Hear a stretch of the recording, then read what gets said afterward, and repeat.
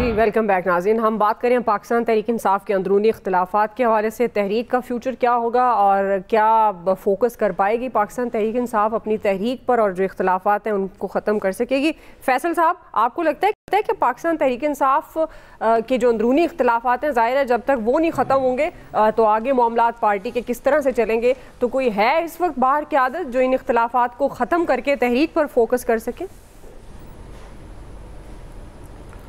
जिसको हम अंदरूनी इख्तलाफात समझ रहे हैं ना, वो अंदरूनी इख्तलाफात नहीं है। वो जो एक ख़ास टारगेट के तहत ये सब कुछ हो रहा है। मतलब तहरीक इंसाफ के जो लोग बाहर जो मौजूद हैं और उन्हें बजाय तो इमरान खान का परचम थामा हुआ है, लेकिन वो किसी और सिस्टम में जा चुके हैं, तो उसकी वजह से हमें जो है वो ये सब कुछ नज़र आता है। अब इसके दो पहलू हैं। अगर इमरान खान कोई नतीजा खेज तहरीक चलाना चाहते हैं तो इस वक्त जो तहरीक इंसाफ की जो बाहर की लीडरशिप है, अगर वो इन पे निसार कर रहे हैं तो ये यहाँ से तो नतीजा नहीं निकल सकता, किसी तौर पे भी नतीजा नहीं निकल सकता। ये तहरीक चलाने के लिए दिलचस्पी तो बहुत दूर की बात है, ये खौफ का भी शिकार है। दूसरी बात, जो कारकुनों को और आवाम को ना इन पे एतबार भी नहीं है और ये उनको जो है ऑर्गेनाइज करके सड़क पे लाने की जो है वो सलाहियत भी नहीं रखते।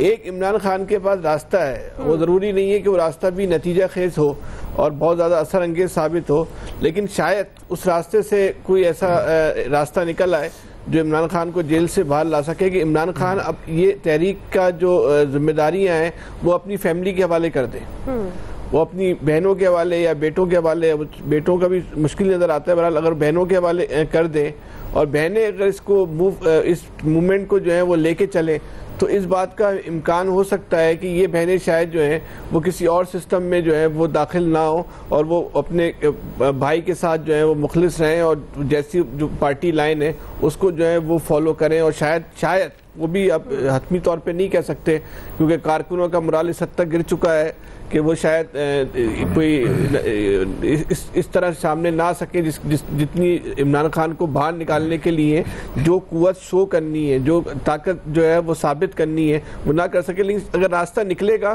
तो बहनों के जरिए जो है वो निकलेगा।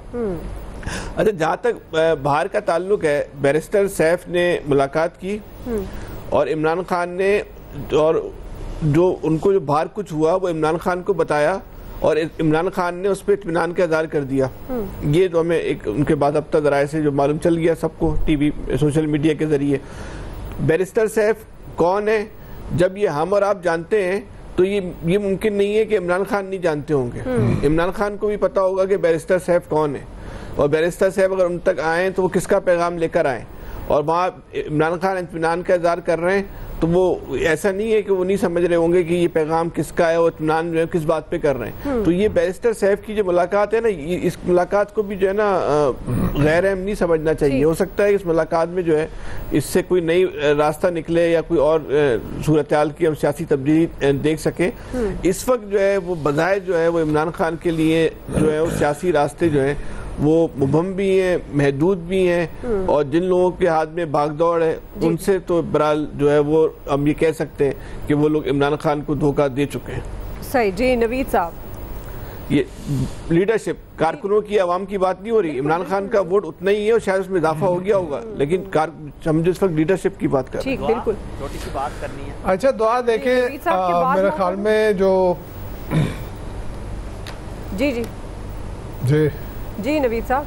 अच्छा देखें दुआ, मेरे ख्याल में ये जो पार्टी जो है वो एक टोटल डिसअरे का शिकार है। ऐसे लग रहा है कि पार्टी के अंदर इंतशार है। पार्टी लीडरान की तरफ से ये कहा जा रहा है कि जी ये पार्टी में इख्तलाफ राय जो है वो तो जमहूरियत का हुस्न है और इस तरह की बातें वो डाउन प्ले करने की कोशिश कर रहे हैं। लेकिन बिल्कुल इख्तलाफ राय होता है, लेकिन वो बंद कमरों तक जब पॉलिसी मैटर डिस्कस हो रहे होते हैं तो वहाँ पे इख्तलाफ राय तो जो है वो समझ में आता है। लेकिन जब वो इख्तलाफ राय जो है वो सोशल मीडिया पे आ जाए, मेन स्ट्रीम मीडिया पे आ जाए, एक दूसरे के खिलाफ ट्वीट्स करना शुरू कर दें और एक दूसरे के खिलाफ बयानबाजी शुरू हो जाए, तो इसका मतलब है कि ऑल इज़ नॉट वेल, के अंदर पार्टी के अंदर जो है वो चीज़ें जो हैं वो ठीक नहीं हैं और पार्टी जो है वो मुंतशिर दिखाई देती है, यकसू नहीं है। और फिर ऐसी सूरत में जबकि पार्टी लीडर की तरफ से ये कहा गया कि जी हमने जो है आशूरा के बाद मूवमेंट लॉन्च करनी है, फिर उसके बाद जो 90 दिन की डेडलाइन देना और इस तरह की बातें करना, देखिए आप बेसिकली पीटीआई के वर्कर्स को जो है उसको कंफ्यूज कर रहे हैं। आप एक तरफ तो कह रहे हैं कि जी हम डिसाइसिव एक मूवमेंट चलाना चाह रहे हैं इमरान खान साहब की रिहाई के लिए, और दूसरी तरफ आप ये बात कर रहे हैं कि जी हम मुक्तदरा के साथ जो है वो बातचीत करने के लिए भी तैयार हैं। तो ऐसी सूरत में सिर्फ पार्टी के वर्कर जो हैं वो कंफ्यूज हो जाते हैं, और जब वर्कर कंफ्यूज होगा तो आप कैसे एक इफेक्टिव मूवमेंट लॉन्च कर पाएंगे। अच्छा, अब इसकी रीजन भी क्या है कि रीजन क्यों पार्टी जो है वो इतनी मुंतशिर दिखाई देती है। एक बात तो तय दुआ जिस तरह से पीटीआई से बल्ले का निशान छीना गया, पीटीआई से उम्मीदवारान छीने गए, पीटीआई से इलेक्शन छीना गया, पीटीआई से रिजर्व सीट छीनी गई, इसी तरह से पीटीआई से राइट टू प्रोटेस्ट छीना गया। जब भी पीटीआई ने कोशिश की कि वो बाहर निकले, सड़कों पे आए, तो हमने देखा कि उनके साथ क्या हुआ। और अभी भी जब बात चल रही थी, अभी इमरान खान साहब के साहबजादे आए नहीं थे और यहीं से बातें शुरू हो गई थी। इल्हाम हो गया था हमारे गवर्नमेंट में बैठे लोगों को कि जी नहीं, ये तुम इंतशार फैलाएंगे, ये तो प्रोटेस्ट नहीं करेंगे। तो एक तो ये कि जो है वो उनके लिए जमीन तंग की हुई है, एक रीजन ये है। एक रीजन ये है कि इमरान खान के बयानिए का जो बोझ है वो बहुत सारे लोग जो पीटीआई के अंदर हैं वो नहीं सहार पा रहे, और उनमें से कुछ जो है वो तो साइड पे ऑलरेडी हो गए हैं और कुछ जो है वो खामोश बैठे हैं। फिर इसके साथ साथ एक चीज और जो इम्पोर्टेंट है वो ये कि जो कुछ लोग कॉम्प्रोमाइज हो गए हैं, जो कि विकेट के दोनों तरफ खेल रहे हैं, और वो सबके सामने है कि वो कौन लोग हैं।